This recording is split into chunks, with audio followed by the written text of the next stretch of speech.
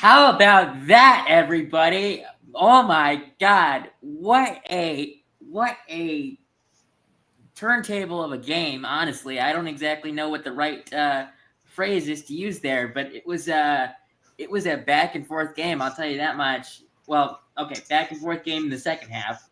First half, uh, they got us in the first half, but we came back in the second half. So let's get into this. But before we get into that, how was your fantasy week, boys? For since we are in football season, fantasy football is a prominent topic that's talked about. So, Michael, why don't you go first, and then I'll ask you, Jack. Uh, I think I lost in every league besides one. I don't know.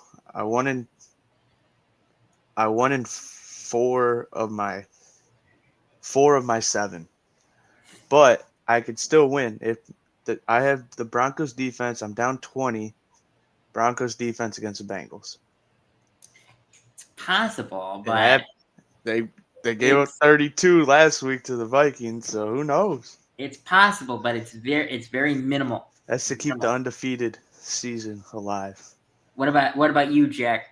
Yeah, I in my one league that I pay close attention to, bit of a rough week. Nobody really stepped up. Besides, I had like a 20% chance going into last night. I had Josh Jacobs and McManus going against Tucker Craft for him. So I'm up 20 going into Monday night. I've got Jamar, but he's got Garrett Wilson, Broncos defense, and Cortland Sutton. So it's going to be tough to hang on. I need a vintage Jamar game. I don't feel very confident with him getting probably shadowed by Pat Surtain all game, but we Not shall see only how it goes. I tend to fade the public, and everybody seems to be very high on Denver tonight. So not only that, but with what you just said about Jamar Chase most likely being shadowed by Pat Surtain, you have to be a little bit worried about who's throwing in the ball. I mean, oh, for sure. But Yeah, I hey, hope he throws fantasy football two crazy. interceptions for a touchdown, for two But touchdowns. I'm 1-2 right now, so really need this win to stay in there. But like I was telling you guys before,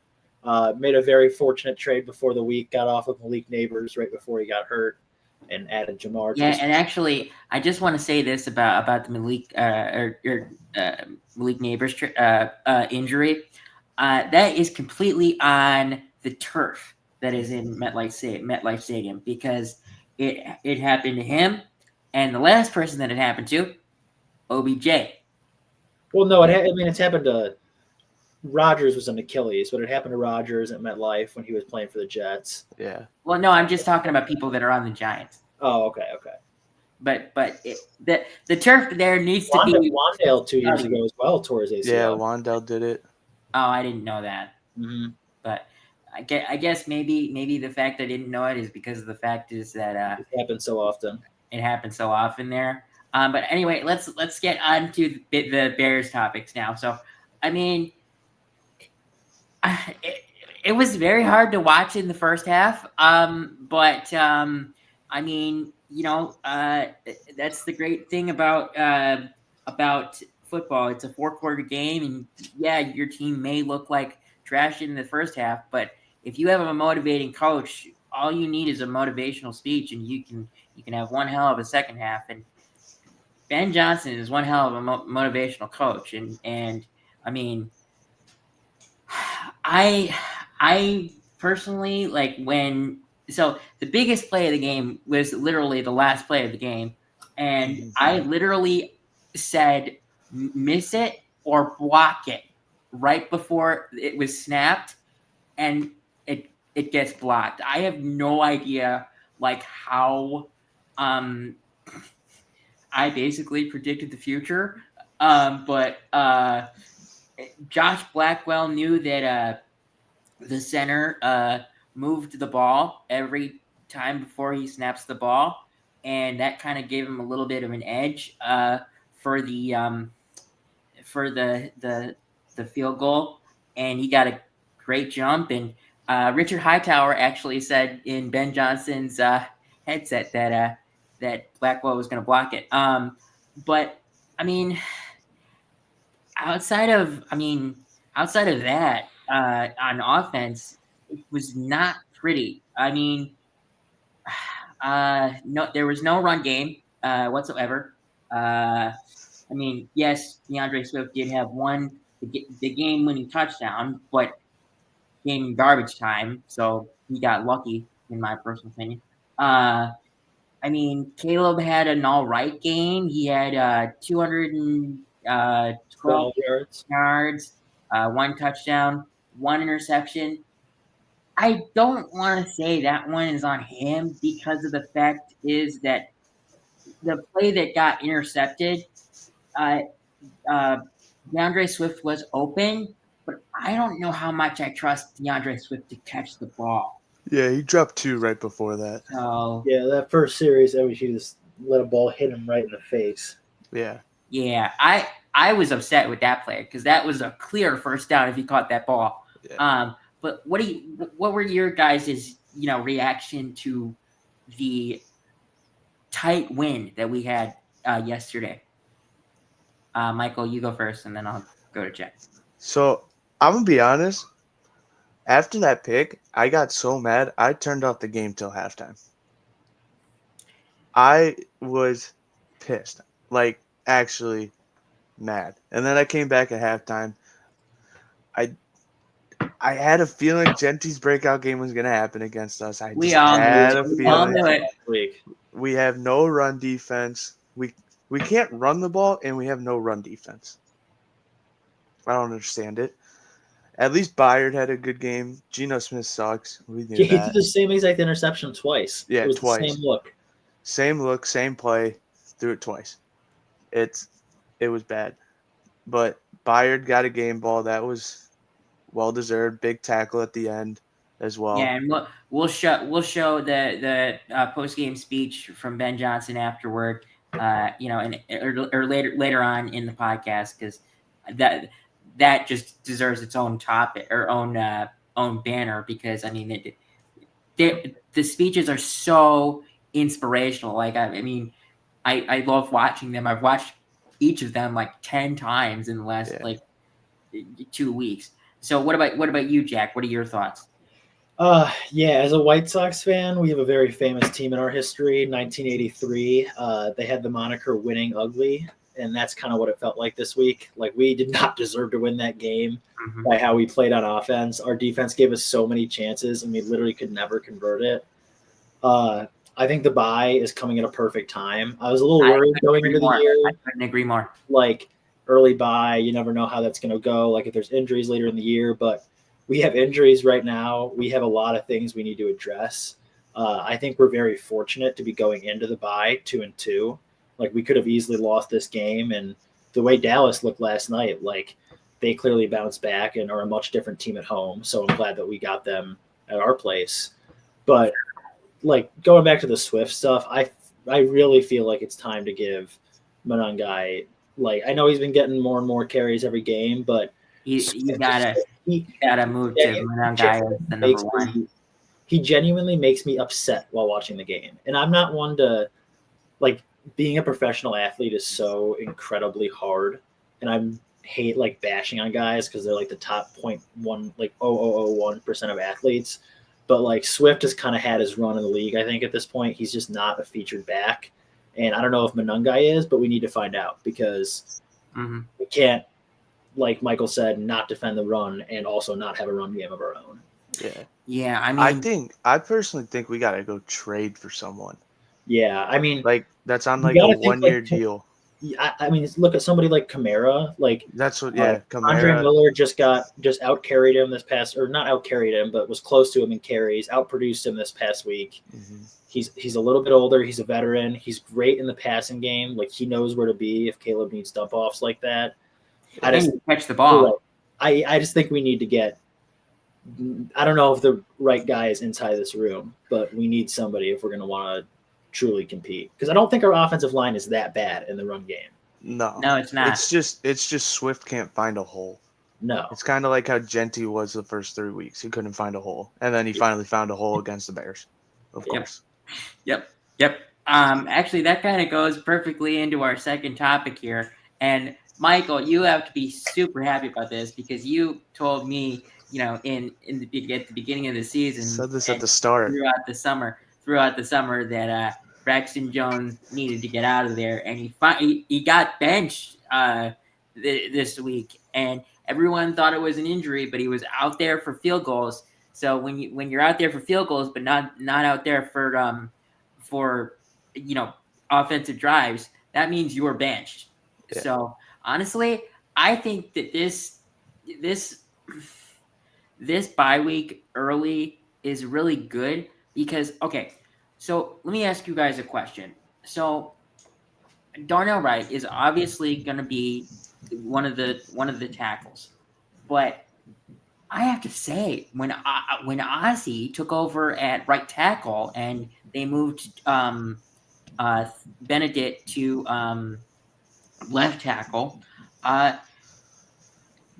Ozzy held his own against Max Crosby. Yeah, he needs to be out there. Ozzy needs to be out on the field. So my question to you guys, is: do you think that Ben Johnson has Ozzy and Darnell Wright into his office? Like, I mean, I know they're at their bye week, and Darnell as of right now has a elbow injury. But do you think he has him in his office? In the next couple of days, and says, "Hey, Darnell, we're gonna switch you to left tackle, and we're gonna start Ozzy at right tackle because that's his natural position." Do you guys think that that's a possibility, or do you think it's going to be Darnell Wright at right tackle and then Benedict at left tackle? Jack, why don't you go first, and then I'll go to Michael. Yeah, I think we talked about this right before the season, and I was very against moving Darnell Wright from right tackle. But I think now that we're 4 weeks into the season and we've seen how things have gone, I do think that is something the Bears should, at the very least, seriously consider and at least gauge how comfortable Darnell Wright would be with that. This is the time to do it. We're going into a bye week. And at the end of the day, you want your best 5 linemen out there. We saw Joe Tooney kick to left tackle last year for the Chiefs, so guys who are filling in could play their more natural position. So I'm not saying Darnell Wright is as good or as experienced as Joe Tooney, but it is something we've seen done. And I think if that gives the Bears the best protection and opportunity to hopefully get some semblance of a run game going and better pass protection, then I think it's definitely something they should do. So I would go Darnell at left tackle and Ozzy at right tackle to answer your question directly.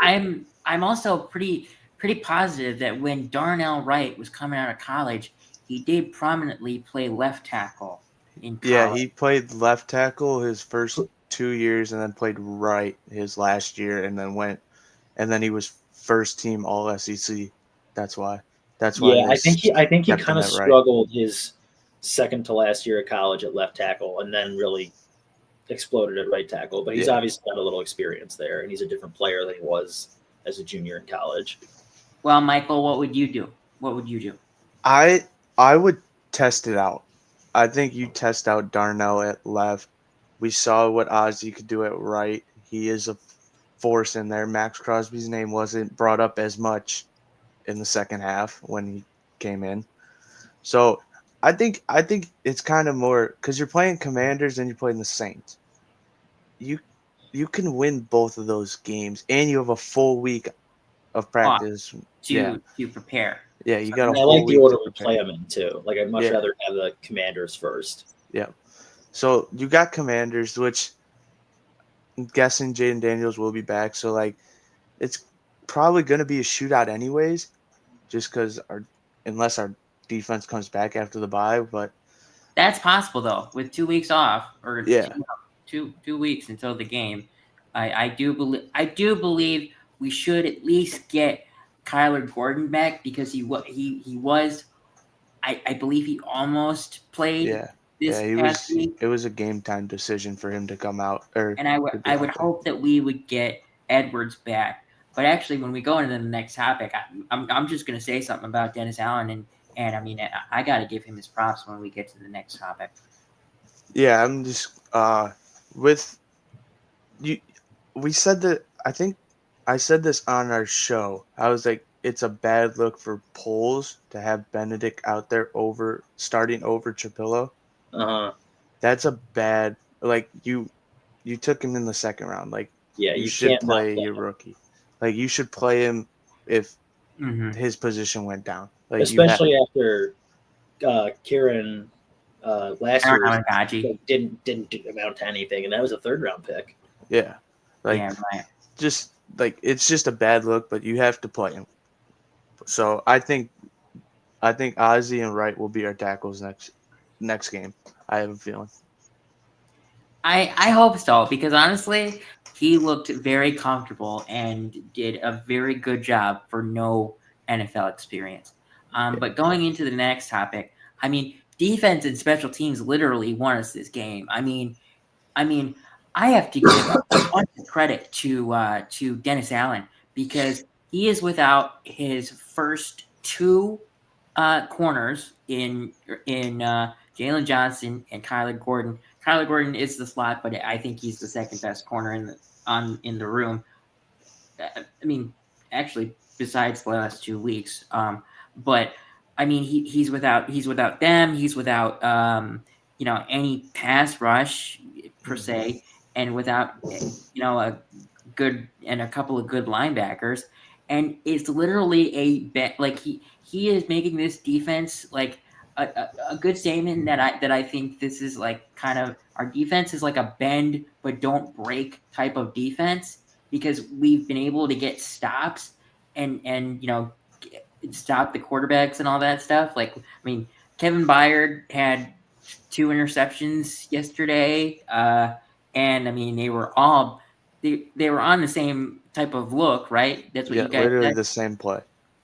And then Tyreek Stevenson got a interception, and didn't he force a fumble? He didn't get a fumble recovery, but he forced a fumble, right? Who was this? Tyreek Stevenson. He had I a know pick. he had a pick. But he didn't have. No, it was Billings that had the fumble. Yeah, Billings had the fumble. Genty fumbled. Yeah, right.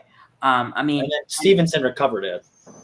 Yeah. Oh, okay. That's what I thought. Okay, and then when it comes to special teams, I mean, Josh Blackwell knew exactly what to do yesterday when the Bears were lining up for their the against the Raiders field goal unit, and I mean, holy crap! I literally said before the ball was snapped, I was like, please miss it or block it, and it got blocked. I mean, there has been field goal blocks or field goal or punt blocks like the last 2 weeks, and it's going crazy. I mean, it's insane. Yeah. I mean, literally, the banner is basically what won us the game. I mean, defense and special teams won us the game. So what were your guys' thought when you saw basically all I mean, basically the two of the 3 units basically win us the game. I'll go to Michael first, and then I'll go to Jack. Yeah, I mean, it's big to have special teams do something for the Bears, because it hasn't been our strongest suit. But Cairo making 250 plus field goals, big for him, because normally you can't kick over 50 Sure. for some reason.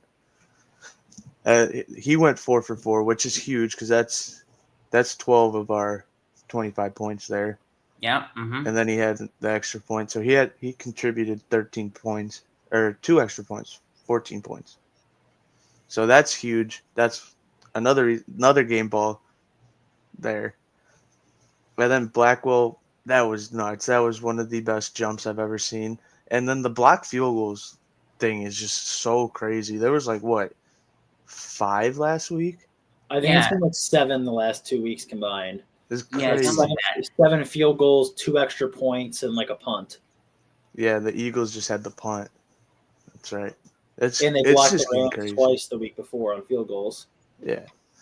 And then the defense, Dennis Allen's a mastermind. I've been saying this at the start. He is so good. That dude is crazy. He was insane on the Saints. Not as a head coach, as a defensive coordinator, he was good.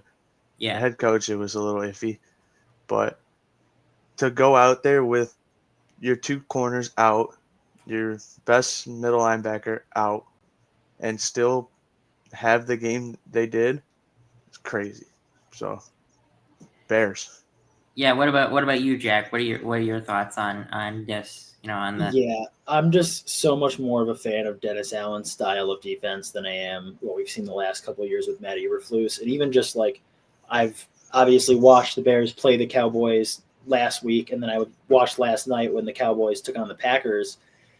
He just doesn't blitz. Like Dennis Allen, even though we don't get home all the time, he's just like the quarterback. He's blitzing all the time. Like he's at least making the quarterback think about that and hurry up his like processing speed.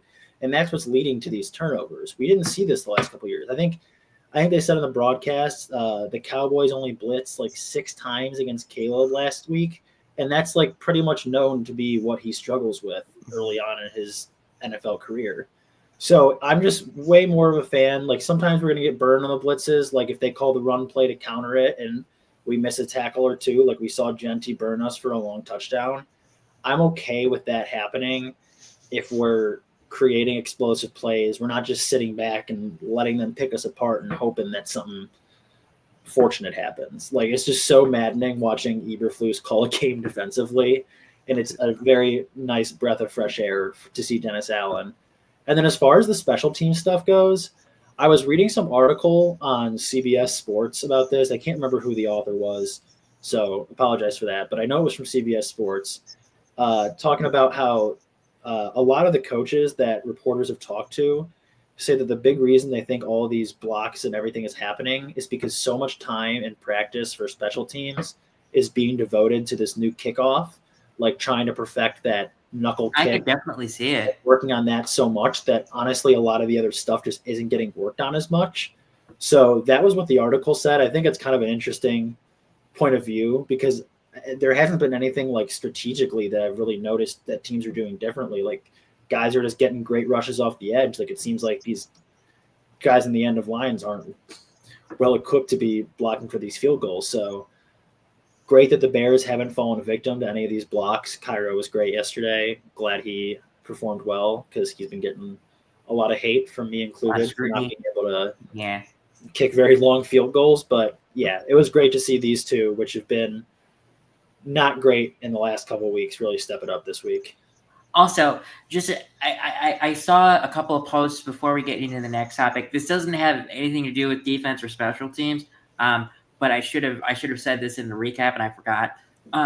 So the Caleb Williams is on pace right now to finish the season with 3,940 passing yards, 34 touchdowns, and 9 interceptions.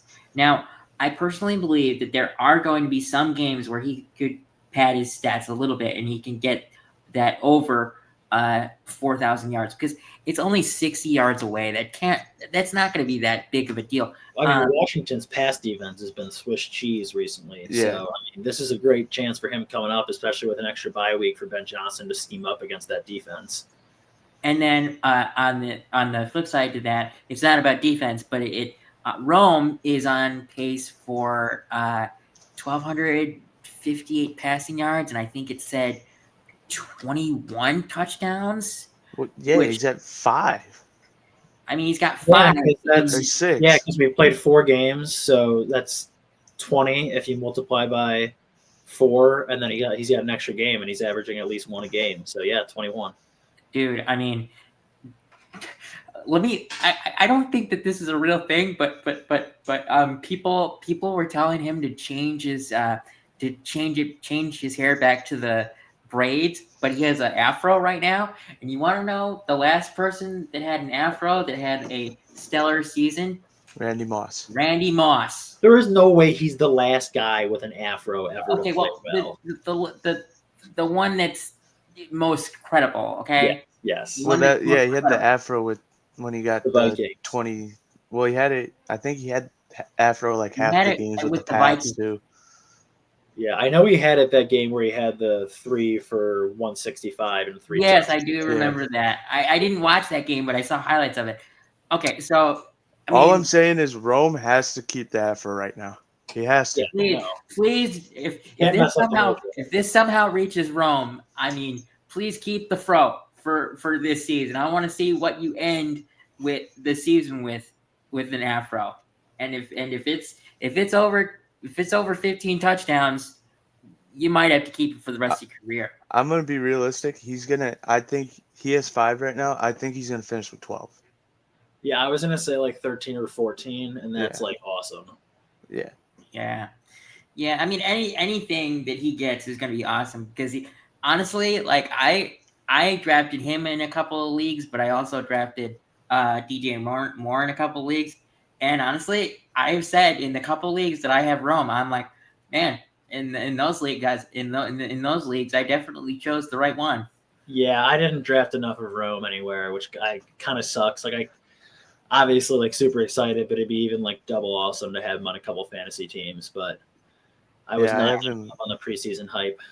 I drafted him in both dynasty leagues. I did the draft last year. So happy. I took him very high too. I took him like round 3 or 4 in them. So I was pretty pissed last year. Oh yeah, I wasn't the happiest, but it's all right. Yeah. Hey, we didn't have a competent play caller. Yeah, he's making up for it. All right. So next, we have made an executive decision. All three of us, we have agreed that whenever we win for the next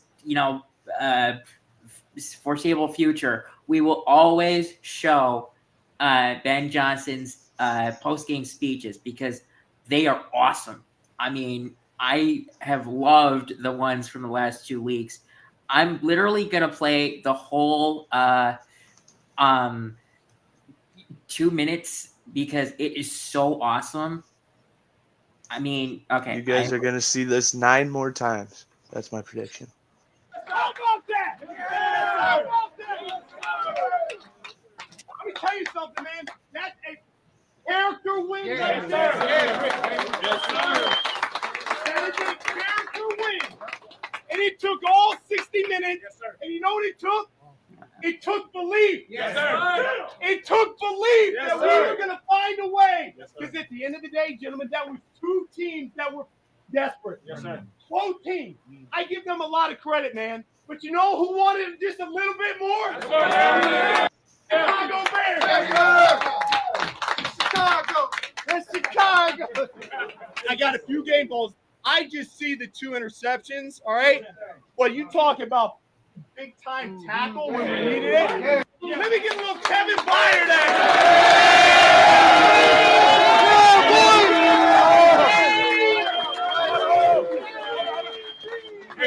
Listen, Coach said it the other week. The book on this team is that if we get the game close, we was going to lose. And what the we do today? Where's the culture with, fellas? Yeah. We talk about changing the culture. That's how you do it, fellas. Let's go into this bye week, man. Let's get this going, baby. Yeah. Man, we wouldn't have won that game had we not gone 4 for 4 on field goals. Give me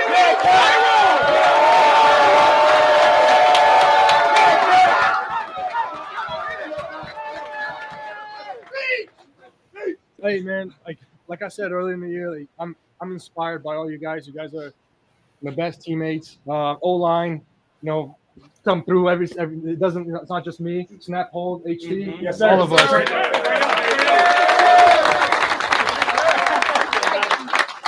All right, man. And game on the line when we needed it most. When we needed it most, we needed someone to step up to the plate. Josh Blackwell.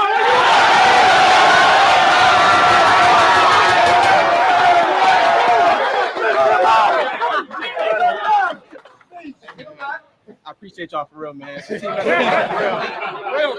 peanut. Man, we going to the bye week 500, man. Let's keep stacking, man. Bring it on in. Here we go. Good, better, bad. Never let it rain. You're good, get better. You're good, get better. You better get better. You better get better. Bears on 3. 1, 2, 3. All right, guys. I'm sorry that I hope you guys enjoyed that we played the whole 2.5 minutes of that because that just it's awesome. It's awesome. And actually there's one more thing that we do need to share that's also on my Twitter, but I wanted to talk about it first as a topic before we actually showed the video of it. The Bears yesterday got their 800th win as a franchise, and I will admit this next speech is not as inspirational from Kevin Warren because it's not from Ben Johnson. But if in my personal opinion, I think if it was from Ben Johnson, it would have been much more inspirational. But like, this is huge. Like, I didn't even know we were at 799 yesterday. I didn't know that. So before we show the video, what are your guys' thoughts on it? Jack, I'll let you go first, and then I'll go to Michael. Yeah, obviously, a huge win for the franchise. I think we're second behind the Packers. They passed us within the last year or two in all-time franchise wins. If I'm not wrong, I think. Yeah. Obviously, we're one of the more historic franchises in the league.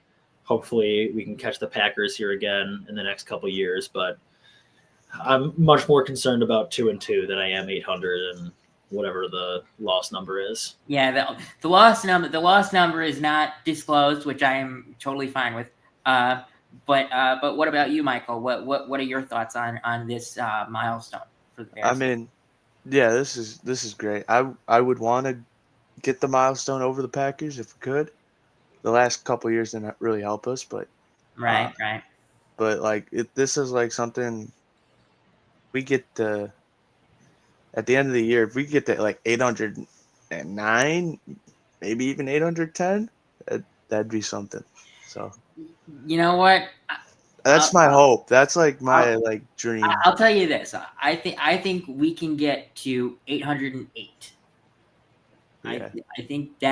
I think that is possible. I'd take that, honestly. Yeah. I would.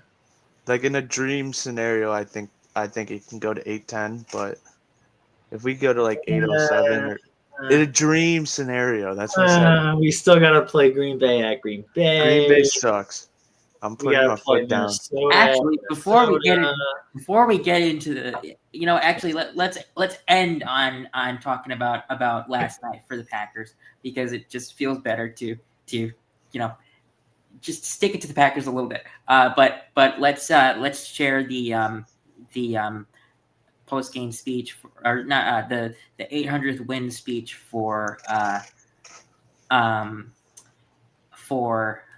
the Bears here, real quick. Let me start that over. Oh yeah. Whoa! I don't know if people know. This is the 800th win.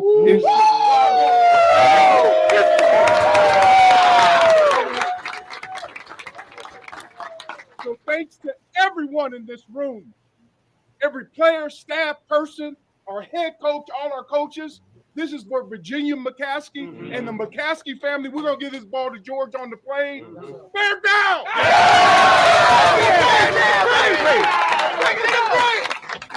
Oh, yeah. Okay. Hey, I don't know about you. I was a little hyped after that one. I mean, I'm hyped for it, but I would have liked it. I would have liked to hear it from Ben Johnson, because he just hypes up the whole room. I mean, I don't know. That bear down was great.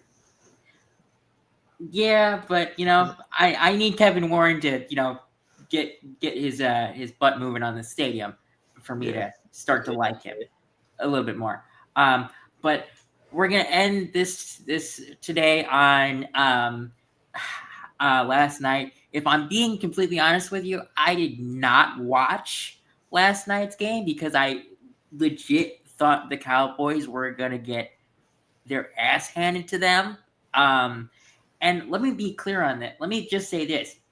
I personally believe that if they had anyone else as defensive coordinator, the Packers the Cowboys would have won, personally, because they scored 40 against the Packers. That is insane. I mean, I'm happy that they tied, because I am never happy when the Packers win. But the Packers are tiny bit fraud-like, to be honest with you. And for the people that are Packer fans that watch this, like my friends, you can come at me and say whatever you want to me. I'm a Bears fan, so I'm always going to say the Packers are frauds. Always. Let me go to Michael first, and then I'll end off with Jack. Yeah, I mean, this just shows that the Packers are frauds, in my opinion. Because, not frauds. They're just a very streaky team. They'll go on big win I think streaks. that's a and better then, statement. and then they'll go on losing streaks, and then they'll go back on a win streak.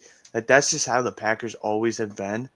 Was like they'll get the win, and then once they lose that one game, then they'll lose like 3 or 4, and then they'll go on another win streak. So, like that game against the Browns, I think we'll see another loss or a very close game by the Packers next week, and then Who do they they'll play? probably go on and I don't know, but that's just how it is. They just go on Okay. these streaks. They go on these like 2-game losing streaks, then they'll go on like another 5-game win streak, another 2-game losing streak, then a 5-game win streak to end off the season. It just always happens. It's so annoying, but they were that close with the Cowboys. We killed the Cowboys, so that means we're a better team. All right, Jack, what are your thoughts? Yeah, I watched like every snap of that game last night. It was like almost unbelievable to watch. Like the Cowboys just had nothing going. They blocked the extra point after the Packers were trying to go up 14-0, and literally everything just flipped. Like I don't know what happened. They just stopped being able to defend the run. The Cowboys were gashing him. Dak and George Pickens looked like prime Tom Brady and Randy Moss. Like, I don't know. I feel a lot better about our defense after shutting them down for the majority of the second half the other day. But yeah, I gotta ask you a quick question. Since you watched the whole game, let me ask you a question. How many sacks did Micah have? He didn't have one. No, they credited him with 1. It wasn't a sack. Dak got like a couple inches, but they credit Parsons with the sack. Yeah, come on. They were running away from him. They were either running the ball to the other side of the line or bootlegging away from him or chipping him. Like they had a good game plan. At first, they were being a little conservative, but then once they let Dak start throwing down the field, like once they knew they could hold up a little bit, it was the Packers secondary did not look very good. Well, it's funny because Micah did say that something about getting the sack Dak was going to feel good or something a couple days before the game, and I mean, I guess that we all agree that Micah shouldn't have had a sack last night. So I mean, somehow the Cowboys neutralized Micah Parsons. I have no idea how they did it, but they did. They were in the same building as Micah Parsons for 5 years. You know how to stop the guy that has been on your team. Yeah, you always know that guy the best. Yeah. Well, that's going to be it for today. Let me hide the banner so it's not showing up in the outro here. But I hope you guys enjoyed this week's episode. We will not have an episode this week because it is our bye week. And there's not much to talk about with a team that's on the bye. I mean, well, to be honest with you, there'd be a decent amount of stuff to talk about with the Bears, but still, since there's no game, I wouldn't exactly say that there's anything exciting to talk about with them right now. So we're going to take a week off, which actually works out for me because for some reason I have a midterm 5 weeks into the season into the school year for my media law class, and I need to start studying.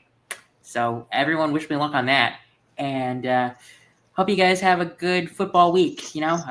We will see you in 2 weeks. Peace out, everybody.